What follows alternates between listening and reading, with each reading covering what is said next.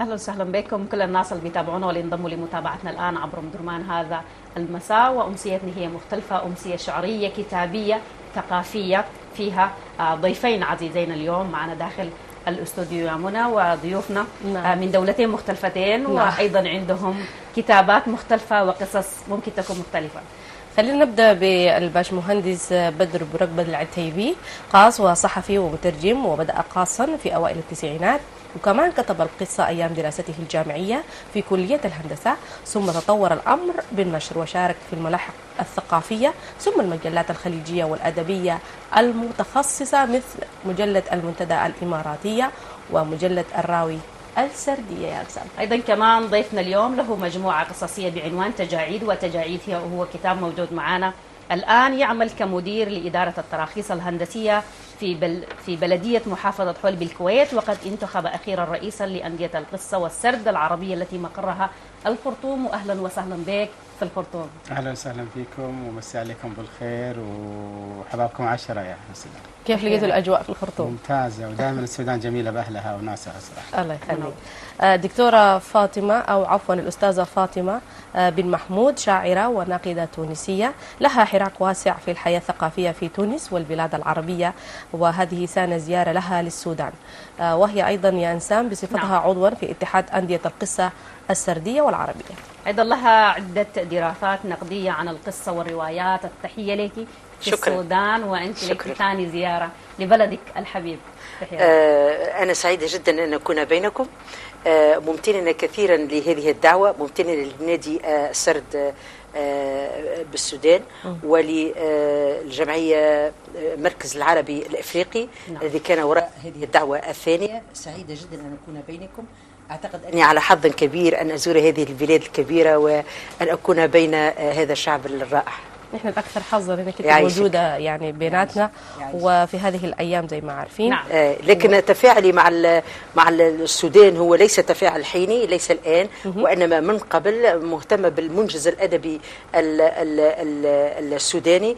اشتغلت على بحكم أني لا أقول ناقدة وإنما مولعة بالنقد، وأحب عندما أحب نص أدبي أكتب عليه وأشتغل عليه. اشتغلت على ديوان الشاعر السوداني الكبير طارق الطيب، واشتغلت أيضا على رواية، إحدى روايات الكاتبة السودانية إشراقة مصطفى التي تقيم في النمسا. ولي أيضا في إطار هذه الزيارة التي أقوم بها برمجت لي ندوة سأقدم من خلالها مقاربة نقدية عن الأديبة السودانية الكبيرة بثينة خضر مكي، وشرف كبير أن أشتغل على واحدة من رواياتها الهامة.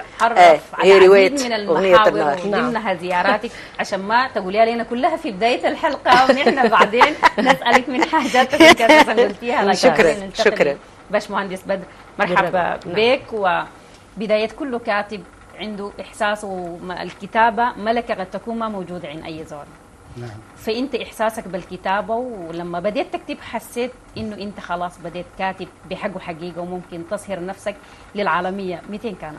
في سن مبكرة، حينما كنت أدرس بالثانوية كان الوقت مناسب جدا للاطلاع والمطالعة على أمهات الكتب والعالم من حولنا، الاستماع للإذاعات أيضا. فكنت من مولعين بالقراءة حقيقة في سن مبكرة من مرحلة ثانوية، ثم خلال سنوات الجامعية فعلا قضيت جزء كبير من الوقت في قراءات متنوعة، طورت من أدواتي الموهبية حقيقة، وبدأت كتابة القصص في سن مبكرة جدا في أثناء دراستي الجامعية بداية التسعينات، والحمد لله كان لها أثر طيب. أيضا اطلعت على تجربة السودان، إذا كانت الأخت فاطمة بن محمود تزايد على محبتها في السودان، فأنا أيضا درست السودان 5 سنوات في سن مبكرة، وشاركت في منتديات سودانيز أونلاين، ونشرت موضوع في إيلاف بعنوان الفضائية السودانية المفترى عليها، مع أني في أم درمان الآن ولكن الزميلة نعمل كقناة زميلة، ولقد صدى، وقد تحصلت على 200 رسالة إلكترونية من أشقاء سودانيين حول العالم يعني يشهدون. نعم. أيضا كتبت عن الهوية السودانية التي تتراوح بين العرب والأفرقة، يعني العروبة والأفرقة. كتبت عنها عن اسمها كان الغالب عنوان السودان في الذاكرة العربية المثقوبة، يعني وأيضا نشرت في منتدى سودانيز أونلاين. كذلك أيضا لمتابعات الفضائيات السودانية كنت أتابعها أكثر، اللي هي منها قناتكم أم درمان والنيل الأزرق. الحرية والجمال. نعم، النيل الأزرق. نعم. التحية لوجودك معنا، والتحية يعني لهذه المساحة اللي حنتحدث عنها من خلال هذا اللقاء. وخلينا نرجع يعني الأستاذة فاطمة بن محمود ونتكلم عن نرجع بالذكريات ونتكلم عن النشأة والدراسة وعلاقتها بأنك أنت الآن تكوني روائية وكاتبة متميزة. البداية تعود للطفولة أعتقد. يعني هوسي بالقص وبالحكاية وبالجمال من حولي وغير يبدأ دائما في فترة الطفولة. صحيح. وأعتقد أني نشأت في عائلة تهيئ بشكل أو بآخر لتقبل هذه القيم لتقبل قيم جمالية معينة ملتحمة خاصة بالطبيعة، وأيضا لتقبل موروث حكائي يدور بيننا، على اعتبار أني من عائلة متواضعة والحكاية تحضر بشكل كبير في سهراتنا العائلية وغير ذلك. فأعتقد أن البداية من هناك، ثم تشكلت أو بدأت تتشكل من خلال فترة المراهقة أي تدعمت. لكن مشروع أن أكون كاتبة هو مشروع مفتوح. يعني أنا مستمتعة بتورطي في هذه المؤامرة الجميلة في هذا المشروع. ولكن هو مشروع منفتح ومتواصل. أتمنى أن أكون بحق كاتبة، لأني أنا أشتغل على هذا المفهوم، وأعتقد أنه لا يمكن أن ننتهي منه إلا بنهاية التجربة، إلا بنهاية العمر. يعني عندما ينتهي الإنسان مساره في الحياة عندها النقاد، يعني هذه حقيقة. النقاد والقراء وغير ذلك هم الذين سيقولون أني كنت بحق كاتبة وأستحق لفظ الأديبة، أم أني كنت على الهامش. وأنا في كلتا الحالتين أنا أستمتع بوقتي كما يجب. الحمد لله. شكرا. كلامك أستاذة فاطمة بيخليني أسألك لسؤال كتابة المرأة السودانية وكتابة وجرأة الكتابة في حد ذاتها ووقوفك أمام عدد من الرجال، وده تحدي كبير في إنه أنا قادرة أصل لمعلومات، أو كمان من كتاباتك الجريئة اللي ممكن أنت تكوني قلتيها وممكن يكون حصل لها نقد من كاتب آخر أو من جهة أخرى. شوف، أنا سأجيبك بطريقتين. الطريقة الأولى في خصوص المرأة بصفتي امرأة كاتبة تونسية، والإجابة الثانية ستكون في علاقتي بالمرأة الكاتبة السودانية. نعم. بالنسبة لي أعتقد أنني لست وحدي أكتب بنوع من الجرأة إن صح التعبير. في تونس المرأة الكاتبة، المرأة المبدعة تكتب بحس عالي، حس جمالي عالي، وتكتب بوعي إبداعي مميز. وربما تعود لخلفية المجتمع، بما أنه مجتمع علماني ومجتمع مدني، مجتمع بما أن حقوق المرأة وكل تلك الأشياء تصبح خلفية ثقافية مهمة جدا تشكل شخصية المرأة الكاتبة وتجعلها تتحدث بصوت مرتفع وتتحدث بنسق عالي داخل النص. لذلك أعتقد أن خصوصية الكتابة النسائية عموما في تونس، أنا وغيري، أنها هناك خصوصية في الكتابة. يعني وهنا عندما أتحدث عن جرأة أتحدث عن الجرأة الأدبية. نعم. يعني أعتقد أن هذا يندرج في إطار عام، في إطار الخلفية الاجتماعية والخلفية الحقوقية والخلفية التنظيرية التي نشأت عليها المرأة التونسية. الإجابة الثانية في خصوص الكاتبة السودانية. أنا عندما اشتغلت على كتاب إشراقة مصطفى، وهي تتحدث في ذلك الكتاب عن شكل من السيرة الذاتية، أعترف أنها رفعت كثيرا من نسق الجرأة لدى المرأة. تحدثت بجرأة يعني دون أن جرأة بتحفظ أخلاقي طبعا، لكن كانت صريحة جدا وكانت تتكلم بصوت مرتفع. وأنا قلت داخل النص، وقلت لها عندما أتواصل معها يعني على الافتراضي، قلت لها أنك دخلتي مجال لم تعتقد أو لم تشتغل عليه المرأة الكاتبة العربية، مجال البوح الذاتي بصراحة. يعني عندما تقول لك أني كنت أقرأ في الجامعة وأني كنت أبيع الشاي، وعندما انتقلت إلى النمسا أصبحت دكتورة، هذه تجربة مثيرة وجميلة وتستحق الوقفة يعني تستحق وقفة وتستحق الكلام عنها. وأعتقد أني في مقاربتي عنها قدمته هنا في السودان، وقبل ذلك نشرته على الإنترنت، أني قد ساهمت بشكل ما في ترفيع صوتها وفي جعل الكثير يعرفها في تونس، الكثير يعرفها مثلا. نعم. لماذا؟ لأني كتبت عنها وأني أتحدث عنها باستمرار وأشير إلى تجربتها كنموذج ممكن لأي امرأة عربية أن تسير وفقه، يعني أن تضحي وأن طبعا تكابد وأن تحقق أحلامها من أجل الحلم ومن أجل طبعا. الكتابة. يعني أستاذ بدر برقب العتيبي، جمعت ما بين مجالين مختلفين، الهندسة والكتابة، ومجال الهندسة هو مجال صعب جدا، وهذه الدراسة الأكاديمية والبعد ما بينه وما بين الكتابة في القصة أو في الرواية، كيف قدرت تجمع بين هاتين العلاقتين؟ نعم، الهندسة في البداية كانت خيار دراسي، تفوق بالمواد العلمية. أيضا التفوق بالمواد العلمية لا يعني علم فقط يعني تجريدي، لذلك هو إبداع أيضا باللغات. أكثر الشطار في المدارس حتى هم صغار يكونون شطار بالمواد الأدبية أيضا، اللي هي اللغة العربية واللغة الإنجليزية، وحتى بالتربية الإسلامية في إبداع أيضا، حب التثقف بالدين وكذا، كل في مجال، كلهم في مجاله يعني أيضا. لذلك هذا لا يلغي الأحاسيس يعني والمشاعر اللي نحن نعبر فيها ونرسمها. أيضا الكتابة هي نوع من الهندسة أيضا يعني، نعم يستطيع الإنسان نعم أن يعبر. الكل في نظرنا الكل مهندسون بلا استثناء، يعني في نظرنا حتى يعني أي إنسان يشتغل حتى في الأدب هو مهندس لكلماته، لأنه يرسم حتى بالكلمات ويبدع يعني. فلذلك نحن نحن، ولكن كوني مهندس أعمل كمدير حاليا لفرع بلدية محافظة العاصم في الكويت. التعريف اللي قبل شيء كنت مدير إدارة، والحمد لله يعني ترقيت في السنوات الأخيرة. نعم الله يبارك فيك. وتسمونها أنتم مهنية معتمدية أعتقد. نعم فعلا. هي أقرب الأعمال للشأن العام. هنالك اختلاط بالبشر. إذا كنت تقولي مهندس فأنا لست معزول العالم، فأنا أيضا يعني إنسان واحتك في كثير من نماذج البشر. وحينما أكون مدير عام بلدية أيضا كذلك نحتك في كل أنواع البشر وقضاياهم، وأستلهم مادتي أيضا من الناس الذين الذين ألتقي فيهم. نعم. وأشعر بالسعادة والنجاح حينما أحل مشكلة أحد أو أقضي حاجة أحد، أو يعني الحمد لله قضاء حاجة كل حد ممكن يلجأ لك، أو حلول المشاكل فيها نوع أيضا من الهندسة المختلفة التجميلية. كيف تتعامل مع المشاكل المعقده والحلول، طبعا الحلول لها الناس.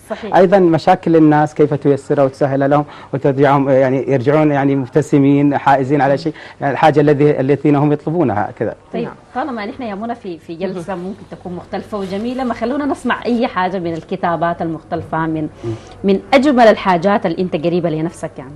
نعم، بالنسبه لي انا كتاباتي يعني ممكن ناخذ تجاعيد. ممكن اذا تحبين اقرا يعني شيء منها. نعم ناخذ تجاعيد، او شوف انت ممكن تدينا من الحاجات المحببه الى قلبك وناخذ نص يعني نستمع. بدأنا بالسودان. انا اول قصه هنا اسمها الراعي الكباشي، يعني كتبتها. استاذ فاطمه حنجيك جهزي حاجاتك.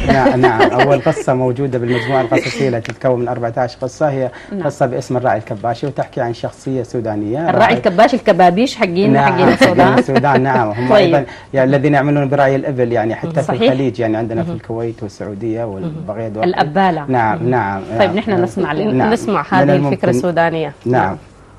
بالنسبه للقصه، فكتابتك للقصه دي بتكون اخذت منك وقت كبير في الاجتهاد في انه تصل للشخصيه اللي انت عايز تكتب عنها. نعم، هي الحياه بحث ومعرفه وثقافه يعني على كل إنسان. هل احتكيت بالشخصية؟ نعم حقيقة الكباشية. نعم، ولكن الاسم يعني هو اسمه ثاني، ولكن نعم التقيت في هذا الذين يعملون عندنا، هم قريبين إلى حد كبير يعني، حتى من حيث يعني اللهجة أيضا قريبة، يعني لهجتهم عربية فصيحة من الجزيرة العربية، ونحن امتداد واحد، كلنا أبناء جزيرة عربية وعرب يعني بالأساس، حتى لو كنتم في السودان كلنا أبناء عروبة. نعم أبناء عروبة. نعم هذا ما يميز السودان أصلا يعني، حتى في حينما نقرأ حتى لسردهم أو شغلة فهم متميزين فعلا في يعني السياق العربية يعني. طيب نستمع لواحدة من النصوص. نعم. الراعي الكباشي يعني أبدأها: يطيب لوالدي البدوي الكويتي الأصيل رحمه الله والمعتق بخلطة روائح الخزامة والهيل وخشب السمر والعالقة بثيابه المعطرة بالحل والترحال، والذي دأب على أخذنا إلى حلاله، والمتمثل بجمال كثيرة ورثها عن جدي رحمه الله في بقاع منتشرة من الصحراء البهية كانت ترفل بربيعها شوشب كبساط أخضر على امتداد حدود شمال المملكة العربية السعودية بنظارة، متى ما سنحت عطلتنا المدرسية بذلك. أنا أرجع الماضي يعني المدرسة. نعم حينما كان الرائد. وما زلت أستذكر بنوستالجيا تلك الأيام الخوالي التي تجمعنا وإياه وأشقاء الصغار والكبار والراعي السوداني التوم وجمع من الأقارب والضيوف حول النار الدافئة في زمهرير ليالي المربعانية الموقلة في برودتها التي لا ترحم دائما، حيث نتسامر بفرح سردي لذيذ داخل بيت الشعر المسودس الذي ابتاعه أبي بصفقة بدل رابحة. حينما التقيت الراعي السوداني التوم أول مرة وبعد أن غادرنا الراعي العراقي مقطوب فجأة معلنا عزمه الرحيل بإصرار خلافا لرغبة أبي وقتها لدفن والده الذي توفى قبل يومين بين جنبات مقبرتها القديمة ذات المكانة الدينية العظيمة لديهم هناك. سألته بسذاجة الصبيان الشائعة والسائدة كثقافة بريئة خاصة عندما يرون أي شخص غريب أمامهم مباشرة آنذاك: شنو أصلك؟ شنو دي شنو يا زول؟ شنو مشتركة بيننا وبين كلمة مشتركة؟ شنو؟ نعم. شنو أصلك؟ كباشي من الكبابيش، يعني سوداني يا زول ومن شمال كردفان كمان. رغم أنني لا أعرف الكبابيش ولا كردفان ولا حتى السودان، فقط بكونها سلة الغذاء العربي والمرسومة خريطتها كأكبر دولة عربية من حيث المساحة في كتاب مادة الاجتماعيات للصف الرابع الابتدائي، والذي حفظت معلوماته بشطارة كشرط رئيسي حتى يسمح لي بالذهاب إلى البر كل مرة أردت، إلا أنني وجدت بالتوم شخصا قريبا مني حد الدهشة، فملامحه الضاربة أطنابها في أعماق رمال البداوة العربية الأصيلة كانت تسومه بميسم أبناء إحدى القبائل النجدية المعروفة والتي نستطيع أن نميزهم عن سواهم من حيث الشكل بكل يسر، وكأنه أحد أفرادها بالفعل، كما أن لهجته بدوية قحة ويمكن فهم مفرداتها بسهولة واضحة بالنسبة لنا، مثلما أن حديثه فكه فهو مثقف بغض النظر عن تحصيله الأكاديمي الذي لا نعرفه، وإن كان قد صرح ذات مساء حميم جمعنا وإياه في جلسة مكاشفة رائقة بأنه اضطر لترك الدراسة من أجل أن يتولى مسؤولية رعي إبل والديه باكرا. طبعا القصيدة أطول فيها يعني هي جميلة، والأجمل منها أنا حقول لك مفاجأة إنه أنا من كردفان وحوديك وحخليك تشوف الكبابيش في عندهم وتعمل معاهم وحتطلع منهم كتاب مختلف. نعم فيكم. أنا يعني أستاذ بدر لفت انتباهي تجاعيد. من وين جاء الاسم بتاع تجاعيد؟ تجاعيد حينما شرعت في كتابة القصة تقريبا في بداية التسعينات 91 كنت أحاكي حقيقة القاصين السعوديين. الدولة السعودية كانت تحتفي بأدبائها أكثر من احتفائنا نحن في ذلك الوقت، وخصوصا الكاتبات أعتقد يعني حقيقة اهتمام السعودية حتى بالكاتبات النساء، يعني كانت الدولة تدعمهم بشكل فأصدروا مجموعات مبكرة قبلي، فحاولت أن أحاكي كيف يكتبون القصة لأنني جديد على هذه الموهبة في عمر أقل من 20 تقريبا. فحاولت أكتب واتقنت كتابة أول قصة اسمها تجاعيد، وهي تحكي عن شخصية امرأة مسنة يعني إلى حد ما، ولكنها مضطرة إلى يعني التكفل بالسعي لكسب عيش رزق لأبنائها يعني اليتامى. فحاولت أحكي عن قصة هذه المرأة وهي حينما تعمل أيضا تحاكي شخصيتها كامرأة كبيرة مهملة. التجاعيد بدأت يعني التجاعيد هي نفس كلمة تجاعيد اللي بتبان على الوجه. نعم قبل أن تطلع هذه المسائل التجميل الكوزمتيك الآن هذا الكلام نعم الآن، ولكن القصة كانت يعني فاتحة خير علي. نشرت أول مرة عام 94 في مجلة المنتدى الإماراتي، وتم منحي مكافأة $200 أول مرة في حياتي. أيضا ترجمت إلى الإنجليزية عن طريق الدكتورة ديبورا في جامعة تكساس، وأيضا اختيرت من ضمن مختارات الأدب للناقد الدكتور البحريني فهد حسين حسن حينما كانت عمان عاصمة الأردن هي العاصمة الثقافة العربية. دي كلها تجاعيد يعني، ده كل الحاصل ده من تجاعيد. هنسام ندي فرصة لأستاذة فاطمة هي كمان عشان طبعا أنا نسمع الإبداع.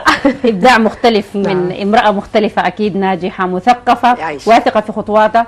يعيشك الله يعافيك. فقبل ما نقرأ نص أنا عايزة أعرف ما بين إذا كان كتابة القصة أو الشعر من شاعر لشاعر، شاعر لشاعر، من أديب لأديب، بتختلف ولا ممكن تكون في حاجات متقاربة، وجهات نظر أنت تنظري لحاجة بزاوية معينة تكتبي عنها، باشمهندس بدري ينظر لشيء معين ويكتب عنه؟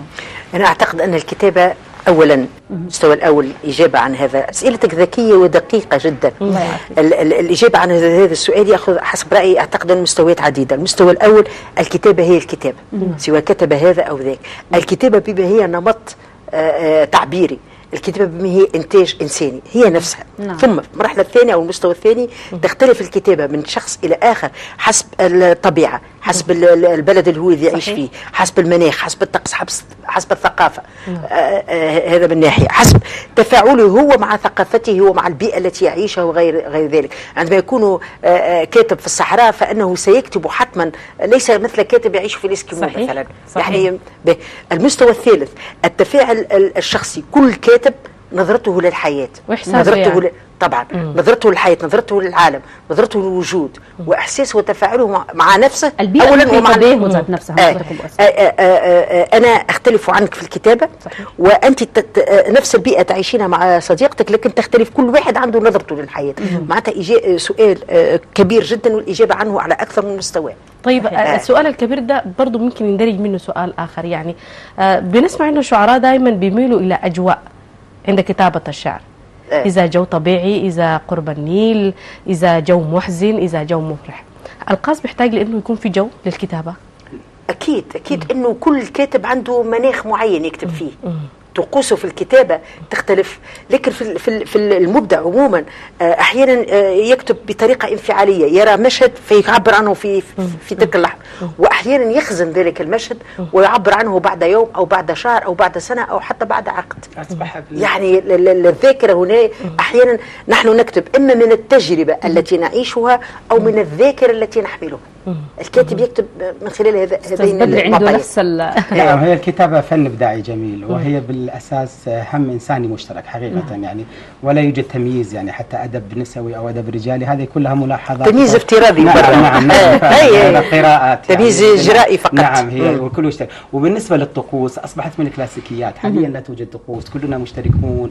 الثقافة الاستهلاكية خطفتنا جميعا، ممكن أن نجلس في مقهى أو نجلس في مكان معين، وهذه الطقوس صارت من الذكريات الماضية أو الزمن الجميل. خلينا نقول الذي يجلس في الغرفة ويكتب في المكتب، هذا أصبح يعني لا يوجد حقيقة. يمكن على المواصلات تكتب يعني. نعم المواصلات ممكن تكتب. بتسجل الكتابة يعني في ولا بتحفظ الفكرة وبتمشي تقعد في حتة هات أو أنت بتكتب؟ حقيقة هي الفكرة هي اللحظة بالنسبة لنا، يعني كذلك هي القصة هي ميلاد اللحظة. نعم الفكرة يعني. وممكن الآن نخزنها في التليفون، أحيانا بالمذكرة، أحيانا نكتبها إذا كنا في مكان نعم ونرجع لها من وقت لوقت، فشيء مهم فعلا يعني. ممتاز. نعم. طيب نحن ننتقل لتونس ونسمع شيء من ذكريات أو من واقع أو من الحاضر. شكرا لك، يسعدني ويشرفني أني نقرأ في السودان، نقرأ قدامكم، وأنا دائما طفلة أمام قصائدي وأرتبك في كل إلقاء، لذلك أعتذر مسبقا عن ارتباكي. تفضل. أنا أكتب الومضات. القصيدة عندي هي قصيدة ومضات، قصيدة الشذرات، قصائد قصيرة جدا. قصيرة. لذلك القصيدة أول ما أقرأها تنتهي بسرعة. جرعات يعني. عندما تنجح في مهمتها، عندما تنجح في مهمتها ترتجف الصنارة، عندما تنجح في مهمتها ترتجف الصنارة، تلك طريقتها للاعتذار من السبكة. الومضة الثانية: في وسط الجدار القديم، في وسط الجدار القديم صورة عائلية مالت قليلا من ثقل الذكرى وفرط الحنين.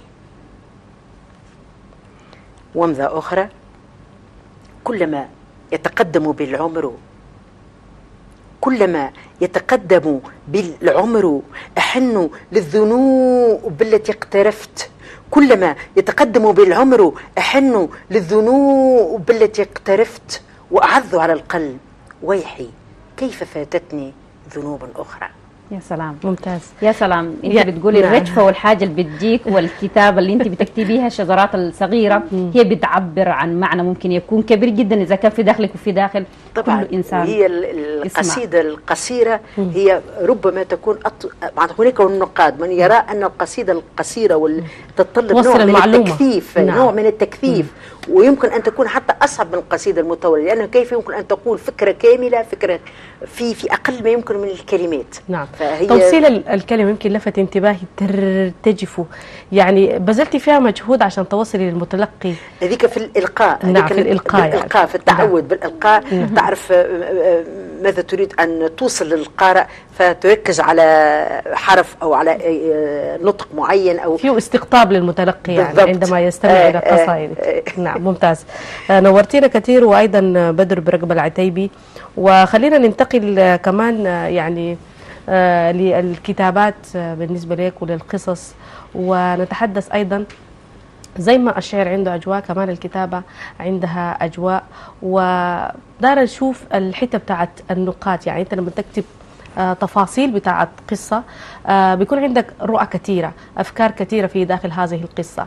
كيف بتستقبل الناقد عندما يحاول يعني يقصر أو يحاول يختصر هذه القصة؟ نحتفي بالكتابات النقدية صراحة حقيقة، وهي أصبحت قليلة للأسف، يعني أكاديمية أكثر منها يعني للنشر والصحافة، يعني مقدمة فحينما نحتفي فنفرح حينما يتناولنا الناقد يتناول أعمالنا حقيقة، يعني نعم. يعني يعتبر كنوع من التكريم أحيانا، حتى وإن يعني إذا كان بناء. نعم، حتى كان فعلا بناء نحتفي فيه. فلذلك يركز الناقد على يعني هو الناقد نظرته شمولية أكثر من حتى من الكاتب. هو الناقد مبدع بالأساس يعني. صحيح. نعم حقيقة يعني هو خاص. نعم هو خاص، هو روائي، هو شاعر. صحيح. هو نعم حقيقة يعني أستطيع القول يعني، ولكنه لا يمارس هذه الكتابة، المهنة الإبداعية حقيقة يعني. هو محروم منها أحيانا للأسف، يعني كونه مرتبط بالعمل النقدي. فقليل من النقاد من عملوا بالأدب ذاته يعني حقيقة واشتغلوا فيه، فلذلك يكرسون جل وقتهم للدراسات النقدية الأكاديمية النظرية والتطبيقية، ويفيدون المجتمع ويفيدون يخدمون الأدب خدمة كبيرة يعني. نعم. لذلك قليل نعرف أسماء النقاد حقيقة، ولكن نعرف أسماء أدباء وشعراء يعني. فتحية لهم حقيقة في أي مكان. زملاء وأصحاب. نعم، أنا لي زملاء من النقاد الأكاديميين الذين يدرسون ودراساتهم النقدية جميلة، وأنا أستفيد منها حتى في تطوير أدواتي حقيقة. سواء فعلا. حينما يتناول، ليس يتناولني فقط، يتناول حتى غيري من الأخوان. وأنا هنا في معرض الكتاب أيضا حملت كتب نقدية معي للمراجعة. نعم، فلا تطور بدون نقد، فلا تطور أدبي. نعم. موهبة من غير نقد. نعم. مهم جدا إنه يكون في يعني علاقة بين القاص والكاتب. ممكن يكونوا أصدقاء يا إنسان، ممكن يكونوا أصدقاء للاستفادة يعني. إذا هو بقى صديقه بيقدر بصداقاتي مع نقاد يعني محليين كويتيين وخليجيين وعرب يعني. بس مهندس بدر، نحن في الأول كنا بنتكلم أنا ومنى عن القراءة وأصبحت إلكترونية أكثر. فكل الجيل الحالي أصبح يقرأ من الأجهزة المختلفة ووسائط المختلفة. فأنت عشان ما تقعد وتعمل كتاب يعني وتجتهد إنك تطلع كتاب جديد وبمواصفات ممكن تكون مختلفة وكتابات مختلفة، وتجي تلقى الناس تتناول الكتاب، فده بيزيد فخر وشعور واحساس جميل جواك يعني. عكس فانت ممكن حتى الكتب انت تحولها لالكترونيات. نعم. تنزل الزول اللي ما بيقرا كتاب ممكن يتصفحها. نعم. انت من انصار الكتاب ولا انصار؟ انا بالنسبه لي القراءه الكلاسيكيه احبها يعني. القراءه الكلاسيكيه نعم. هي ناعمه شويه. مسكه الكتاب لها يعني عبق، رائحه الكتاب ايضا لها حقيقه عبق يعني جميل. ولكن لا انكر اهميه الكتاب الالكتروني. الكتاب الالكتروني نحن في عصر السرعه يعني. في الجيل اللي مولود بعد خلينا نقول نص التسعينات او يعني او ال2000 ما يلام حينما يعني هو جيل السرعه يعني، ونحن في عصر السرعه حقيقه. لكن ما حيحرم من خير جليس. نعم الى حد ما فعلا. هو الطفل او حتى المراهق ذاته حينما يشعر باهميه الكتاب سوف يسعى للحصول عليه سبحان الله من المكتبه يعني، حتى لو كان الكتاب موجود في النت. ولكن ميزه الكتب الالكترونيه سريعه وتكون ما في وقت زمان دون يعني دون يعني ماديات يعني حملها او في شنطه او شغله يعني. لكن يعني انا وانسام كنا بنتحدث يعني في قبل يعني حضوركم في إنه الكتاب حتى المعلومة بترسخ أكثر يعني. مضبوط. الواحد بيحاول يتذكر الأسطر المعلومة في السطر مضبوط. رقم كم. مضبوط. فهو بكون أكثر يعني إفادة وأكثر معلومة من الكتاب الإلكتروني. يرسخ فعلا في الذاكرة أكثر معلومات فعلا. نعم. الأستاذة الأديبة التونسية فاطمة بن محمود، الكتابة بالنسبة لك أو الكتابة بالنسبة الشعر القصص القصيرة عندها وقت زمني معين، أو كمان أنت ممكن تكوني موسمية، ممكن يكون الإنسان موسمي، ولا ممكن يكون على طول هو في حالة كتابة من إلهامه الجوال اللي بيخليه يكتب على طول، ولا يصبح الشاعر موسمي يعني فترة بتاعت الخريف بيجي بيكتب، فترة الصيف الربيع، فترة حاجة معينة. أنا أعتقد أن الكتابة في حد ذاتها يجب أن تكون مشروع يعيشه الكاتب، وإلا فلا. الكتابة الموسمية لا يمكن أن، ربما ينشر في موسم معين يرتبط بالعودة المدرسية، يبدأ النشر يمكن أن يكون يرتبط بمرحلة معينة. أما الكتابة فهي مشروع إنساني. الكتابة ترافقنا عندما ننام، وعندما يصيبنا الأرق، وعندما نأكل، وعندما نتجول، وعندما نغضب، وعندما نفرح. الكتابة حالة إنسانية، حالة إنسانية رائعة. أعتقد أنه على حظ كبير من ابتلي بها. نعم. بالنسبة لي أن أكتب القصة القصيرة جدا، أو أكتب القصيدة، الموضوع هو الذي يقترح نفسه، أو أكتب السرد أيضا، الموضوع هو الذي يقترح نفسه. الموضوع يأتيك هكذا بغتة ويفرض عليك أنه لا يمكن أن يكون، أو لا يمكن أن تعبر عنه إلا في شكل ومضة، فتعبر عنه كذا.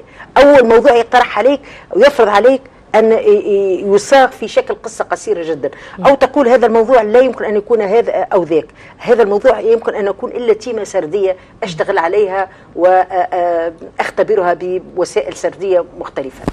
جميل. طيب يعني أستاذ بدري، كيف تكون الكتابة بستان، وكيف لنا أن نقطف حينما نريد من هذا البستان يعني، وكيف تخصص مساحات؟ يعني أنت طالما بتكتب قضايا اجتماعية أو تخص المجتمع، لكن لابد من وجود مساحات للأصدقاء وللأحبة وللأقرباء. كيف تعبر عنهم في كتابك؟ نعم، في الكتابة أكثر الكتابات خصوصا الرواية، نحن نعيش عصر الرواية حاليا، أصبح ديوان العرب هي محاكاة وهي تقريبا سيرة ذاتية، خصوصا نعم. حينما تكون في المرة الأولى. فنحن نستحضر البيئة من حولنا والشخوص كذلك في كتاباتنا، والذين نحبهم أكثر يرسخون في كتاباتنا أكثر حقيقة. نعم. كأنهم ورود لأنه حيكون في لون. نعم يعني. إذا أنت كتبت على الآخرين. نعم. أحيانا نستحضر الأبناء الصغار الأطفال حينما أيضا يعني ونحضرهم في كتاباتها بشكل جميل حينما يعجبوننا كذلك، يعني أن الله جميل يحب الجمال. صحيح. يعني نعم. صحيح. فنستحضر كتاباتنا من خلالهم، من خلال أيضا العبر الجميلة، القيم الجميلة بالحياة، قيم التسامح، التعايش، قبول الآخر، السلام، المحبة، وأشياء أيضا أخرى جميلة أيضا نستأثرها في كتاباتنا ونشجع عليها وكأنها رسالة ندعو لها. يكفي أن نعرف أن الكاتبة الأمريكية الراحلة مايا أنجلو يعني وشهرتها عالمية واسعة معروفة. صحيح. وعملت في سيرتها الذاتية، حين نرجع إلى الويكيبيديا فإنها أكثر من 40 وظيفة عملت، ولكن رسخ بالذكر بكونها كاتبة، شاعرة، أديبة. يعني هذه المهن هي اللي ترسخ بالأخير، أحيانا تصل إلى الناس أسرع مما تصل إلى مهننا الأخرى. ولذلك نعم. كونكم إعلاميات أيضا تعرفنا قيمة الرسالة الإعلامية حينما تصلنا مباشرة لقلوب المشاهدين. ما شاء الله، وعسى الله يزيدكم إبداع يعني. الله يعافيك. جمعا لك بمثل هذه الدعوات يا رب. تجاعيد كتاب وجد كثير من الإشادات وأيضا كثير من القراءات المختلفة، لكن إذا أنا شلت تجاعيد عشان ما استرجعه واشوفه بلقى فيه باشمهندس بدر متناول إذا كان السياسة أو متناول فيها القصص الخاصة أو الذكريات أو أشياء واقعية بيتكلم فيه عن حب الوطن، عن حاجات مختلفة، ولا ممكن ألقاه قصص من أرض الواقع أنا ممكن أقرأ. ما شاء الله عليك، أنت في طرحك ورؤيتك فعلا تناولت يعني كل شيء، يعني فعلا في الكتابة. نعم. يعني أشياء كثيرة، يعني محبة الوطن والوطنية الراسخة أيضا موجودة، قضايا الوطن باختلافها، قضايا اجتماعية، قضايا اقتصادية. نعم. البيئة، الاغتراب بالنسبة للمغترب الأجنبي عندنا في الكويت، سواء كان عربي مثل صحيح. التوم، الراعي التوم، أو حتى أجنبي موجود هنا في قصة اسمها اسمها شريك الغرفة روميت. أيضا في كتاب قصة اسمها أوليغاركي، من القصص القليلة يعني موضوعها عالمي مستخدم، يمكن أقل من 10 كتاب عالميين على مدى التاريخ كتبوا عنها. أيضا من القصص الأخرى نجد فيها مواضيع أخرى متعددة، وصول رسائل يعني للتظافر والأخوة والمحبة والتسامح نعم والتعايش وغيرها من مواضيع أخرى تدعو يعني إلى مثل هذه الرسائل القيمة المطلوبة في الحياة. جميل، عشان كده نحاشي الكتاب إن شاء الله. فعلا يعني الفن هو رسالة بمختلف ضروبه، يعني إذا كان شعر، إذا كان موسيقى، إذا كان يعني كتابة قصص. خلينا نتكلم عن الدور اللي ممكن تلعبه الثقافة أستاذة فاطمة بن محمود في يعني التواصل ما بين الأمة العربية، ونتحدث أيضا عن دور الاتحاد الجديد في ذلك التواصل الجميل وفي تلك الثقافة الممكن تكون موجودة بين الشعوب العربية. عناصر التواصل بين الشعوب العربية كثيرة الحقيقة، كثيرة بحيث إلى درجة أنه يمكن أن نقول لا يوجد ما يمثل اختلاف بين كل هذه الدول. أهم الروابط هي اللغة، هي التاريخ، هي الدين، هي المصير، هي الواقع، هي يعني كثير جدا.